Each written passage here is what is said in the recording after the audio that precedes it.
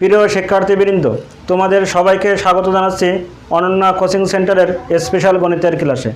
আজ আমি তোমাদের সামনে আলোচনা করব নবম ও দশম শ্রেণীর অধ্যায় 13 সসীম ধারা সম্পর্কে। তো সসীম ধারা সম্পর্কে জানতে হলে আমাদের প্রথমে জানতে হবে ধারা সম্পর্কে। তো ধারা কি, আমরা বোর্ডের দিকে খেয়াল করি। ধারা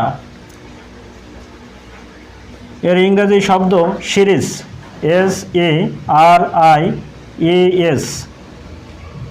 অনুক্রমের, যদি অনুক্রমের পথগুলো পরপর প্লাস চিহ্ন দ্বারা যুক্ত করা হয় তবে তাকে ধারা বলে। তো আমি কি লিখলাম ধারার সংজ্ঞা? যদি অনুক্রমের পদগুলো পরপর প্লাস চিহ্ন দ্বারা যুক্ত করা হয় তবে তাকে ধারা বলে। যদি অনুক্রমের পদগুলো, তো স্বভাবতই প্রশ্ন জাগে অনুক্রম কি, আমরা সেটা দেখব। অনুক্রম এর ইংরেজি শব্দ সিকোয়েন্স,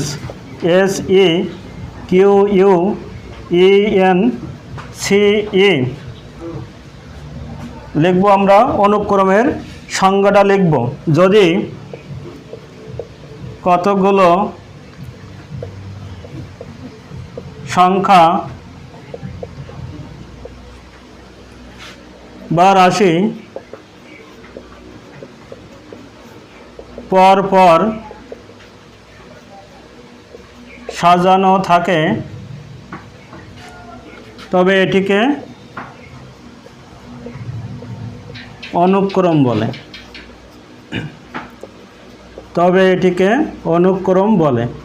যেমন আমরা একটা উদাহরণ দিতে পারি। কতগুলো সংখ্যা বা রাশি পরপর সাজানো থাকবে কিভাবে? প্রথম, দ্বিতীয়, তৃতীয়, ডট ডট ডট, এভাবে পরপর সাজানো থাকবে। যেমন দেখো 1, 2, 3, 4, 5, এভাবে পরপর সাজানো থাকবে। তাহলে সেটাকে আমরা কি বলবো? অনুক্রম। আর এই অনুক্রমের আমরা ধারার ক্ষেত্রে কি লিখছি? অনুক্রমের পদগুলো পরপর প্লাস চিহ্ন দ্বারা যুক্ত করা হয় তবে তাকে ধারা বলে। তাহলে ধারার উদাহরণটা আমরা দিব কিভাবে?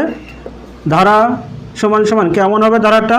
আমরা যদি এই অনুক্রমের প্রত্যেকটার মাঝে প্লাস চিহ্ন বসাই তাহলে সেটা হবে একটা ধারা। এটা হচ্ছে একটা ধারা। 1 + 2 + 3 + 4 + 5, এটি একটি ধারা। এখন আমরা জানবো ধারার প্রকারভেদ সম্পর্কে। ধারা প্রধানত 2 প্রকার। আমি বোর্ডটা পরিষ্কার করে নিই। ধারা প্রধানত 2 প্রকার। ধারার প্রকারভেদ লিখি আমরা আগে। ধারার প্রকারভেদ, ধারা প্রধানত 2 প্রকার। 1 নম্বর হচ্ছে শান্ত ধারা, শান্ত বা সসীম ধারা। শান্ত বা সসীম ধারা। 2 নম্বর অনন্ত বা অসীম ধারা। অনন্ত বা অসীম ধারা। আমাদের পাঠ্য বইয়ের আলোচ্য বিষয় সসীম ধারা সম্পর্কে। তো আমরা জানি সসীম ধারা সম্পর্কে একটু জেনে নিই। সসীম ধারা আবার 2 প্রকার। এই শান্ত ধারা বা সসীম ধারা আবার কয় প্রকার? 2 প্রকার। 1 নম্বর হচ্ছে সসীম ধারা 2 প্রকার। 1 নম্বর হচ্ছে সমান্তর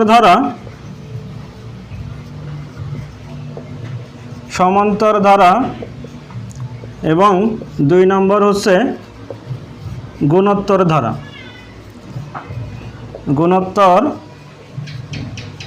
ধারা। এখন আমরা এই সমান্তর ধারা সম্পর্কে এবং গুণোত্তর ধারা সম্পর্কে জানব। প্রথমে আমরা সমান্তর ধারা সম্পর্কে জানি। সমান্তর ধারাটা কি? যে ধারায় কোনো পথকে তার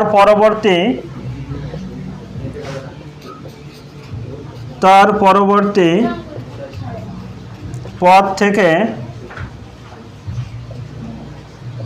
বিয়োগ করলে একই সংখ্যা পাওয়া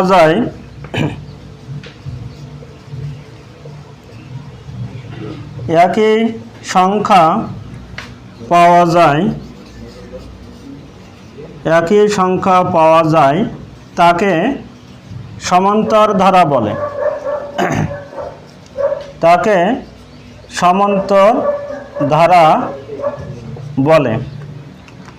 তাহলে আমরা সমান্তর ধারার সম্পর্কে কি লিখলাম? সমান্তর ধারার সংজ্ঞা যেটা, যে ধারায় কোনো পথকে তার পরবর্তী পথ থেকে বিয়োগ করলে একই সংখ্যা পাওয়া যায় তাকে সমান্তর ধারা বলে। আমরা একটা উদাহরণ দিই, দেখো আমি বোর্ডটা আবার মুছে নিলাম।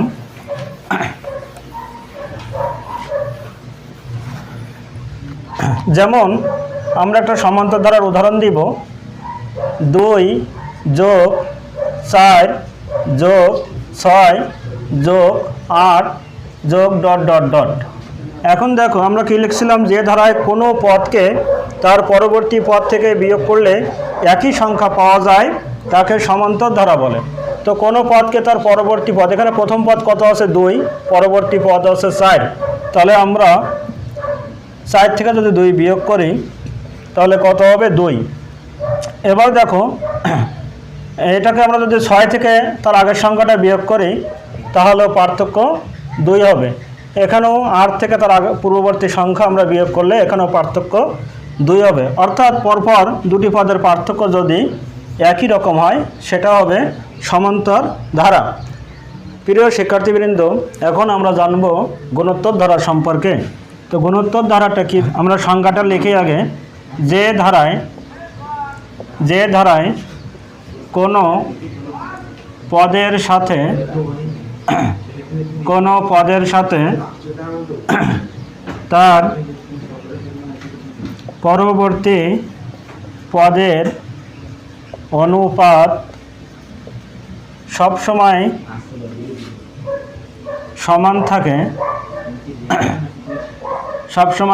থাকে বা সমান হয় তাকে গুণোত্তর ধারা বলে।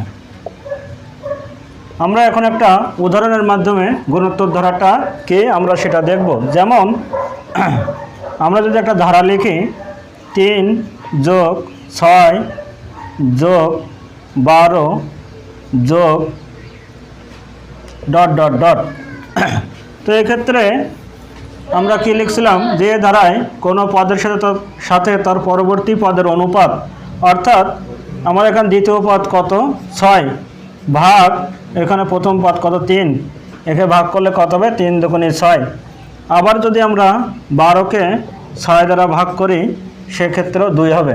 অর্থাৎ পর দুটি পদের অনুপাত 2। যে ক্ষেত্রে আমাদের এরকম পরপর দুটি পদের অনুপাত সমান হবে সেটিকে আমরা গুণোত্তর ধারা বলবো।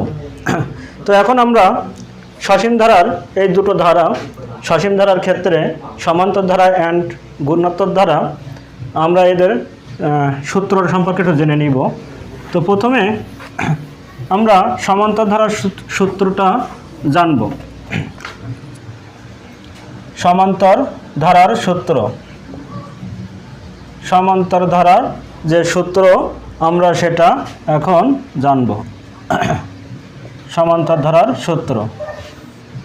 আচ্ছা, প্রথমে দেখো কোনো সমান্তর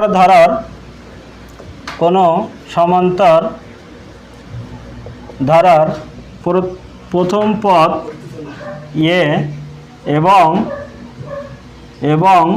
সাধারণ অন্তর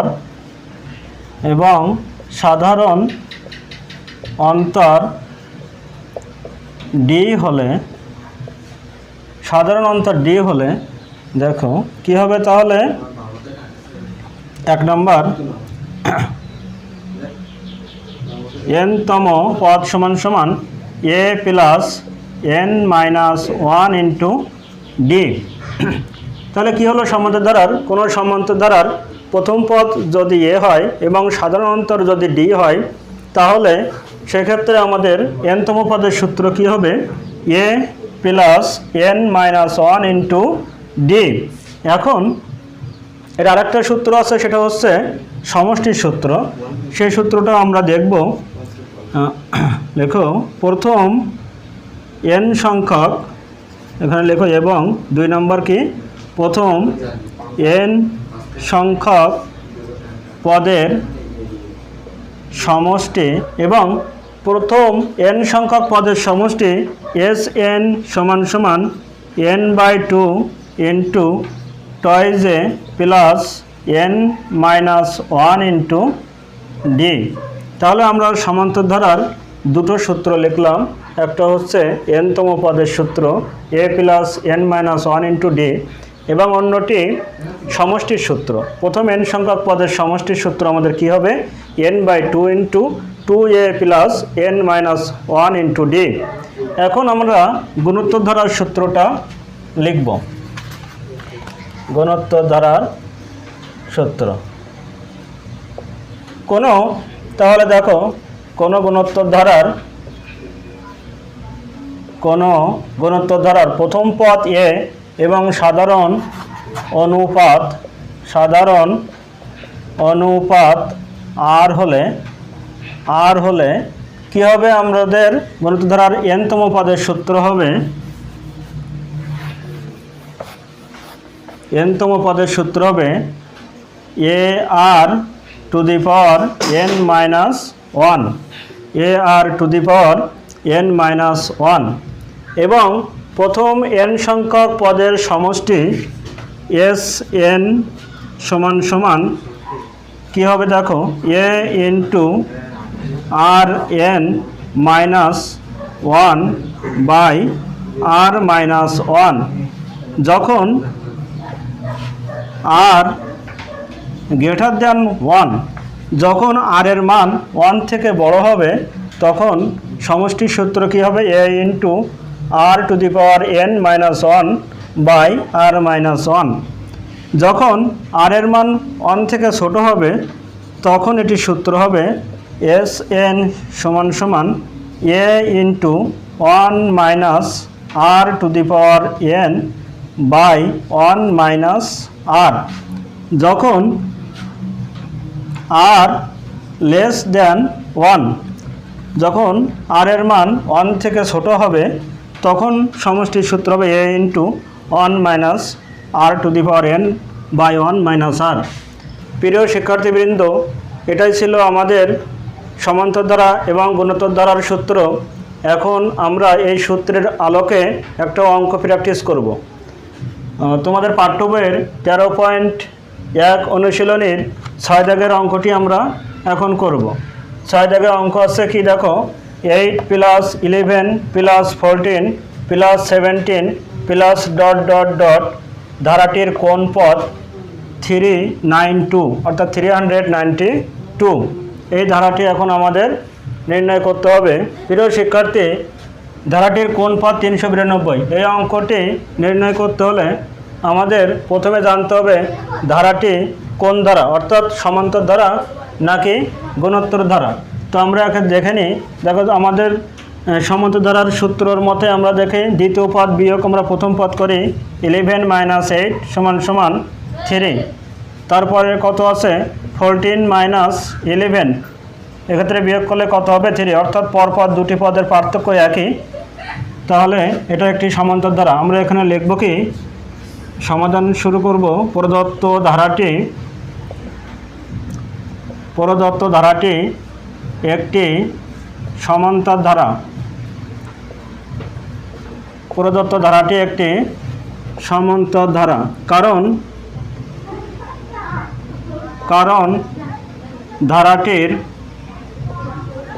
কারণ ধারাটির পরপর দুইটি পদের পার্থক্য সমান। আমরা এটুকু আগে লিখে নিব। প্রদত্ত ধারাটি একটি সমান্তর ধারা, কারণ ধারাটির পরপর দুটি পদের পার্থক্য সমান। এখানে ধারাটির প্রথম পদ, ধারাটির প্রথম পদকে আমরা কি ধরব? এ সমান সমান প্রথম পদ কত আছে? 8। প্রথম পদ এ সমান সমান 8 এবং সাধারণ অন্তর ডি সমান সমান দ্বিতীয় পদ বিয়োগ প্রথম পদ, অর্থাৎ 11 বিয়োগ প্রথম পদ কত? 8 সমান সমান 3। আমরা জানি, এরপরে লিখব, আমরা জানি সমান্তর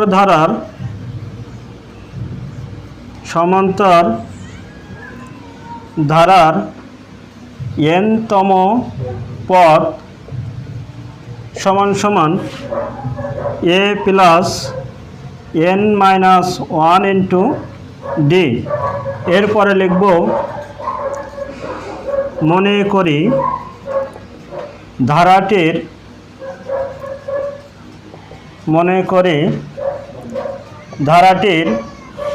n-তম পদ সমান সমান, অঙ্কে খেয়াল করব আমরা, ধারাটির এখানে বলা ধারাটির কোন পদ? 392। তো ধারাটির n-তম পদ সমান সমান, আমরা কোন পদের জায়গায় n-তম পদ ধরে নিব? n-তম পদ সমান 392। এরপরে খেয়াল করো বোর্ডে, আমি একটু বোর্ডটা মুছে নিই যেহেতু আমাদের জায়গা কম। এর নিচে অতএব দিব। অতএব আমরা সূত্র কি লিখেছিলাম? n-তম পদের সূত্র, সেই সূত্রটা আমরা লিখব a plus n-1 into D সমান সমান n-তম পদ কত? 392। বা আমরা এখন মান বসাবো। এর মান কত ছিল?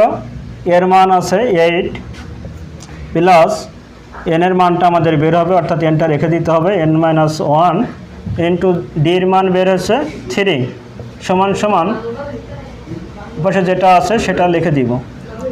বা 8 প্লাস 3-র সাথে কি n-1 ইন্টু 3, অর্থাৎ 3-র সাথে দুটাই গুণ, 3-র সাথে n গুণ করলে কত হবে? 3n মাইনাস 3 3 সমান সমান 392। বা এখানে সংখ্যা আছে কোনটা? 8 and 3। 8-এর আগে প্লাস আছে, 3-র আগে মাইনাস, তো 8 থেকে 3 মাইনাস করলে কত হবে? 5 প্লাস 3n সমান সমান 392। বা 3n-এর সাথে 5 যোগের সম্পর্ক, তো সংখ্যা শুধু সংখ্যাটা আমরা ডাইন সাইডে নিয়ে যাব, বাম পাশে কী আছে? 3n, সেটি আগে লিখে নিব। 3n সমান সমান 392, 5-এর আগে প্লাস আছে, অপোজিটে গেলে মাইনাস হবে। বা 3n সমান সমান 392 থেকে 5 বিয়োগ করলে কত হবে? 387। বা এখন আমরা দেখব n-এর সাথে 3 আছে, n-এর সাথে 3 গুণের সম্পর্ক, আমরা শুধু 3টা ডান পাশে নিয়ে যাব, বাম পাশে কী থাকবে? n সমান সমান 387 বাই এখানে যেটা 3টা আমরা ওই পাশে নিয়ে যাব এটা লিখে দিব। বা n সমান সমান 387কে 3 দ্বারা ভাগ করলে কত হবে? 129। তো আমরা n-এর মানটা পেয়ে গেছি। আমরা n-এর মানটা আমরা লিখেছিলাম ধারাটির n-তম পদ সমান সমান 392। তো আমরা যেহেতু n-এর মানটা পেয়ে গেছি, আমরা নিচে লিখব কি? অতএব ধারাটির 129তম পদ সমান সমান 392। প্রিয় শিক্ষার্থীবৃন্দ, আশা করি অঙ্কটি তোমরা খুব সহজেই বুঝতে পেরেছো। এরকম আরও অনেক জটিল অঙ্কের সহজ সমাধান পেতে আমার চ্যানেলটিকে সাবস্ক্রাইব করে পাশে থেকো। ধন্যবাদ সবাইকে।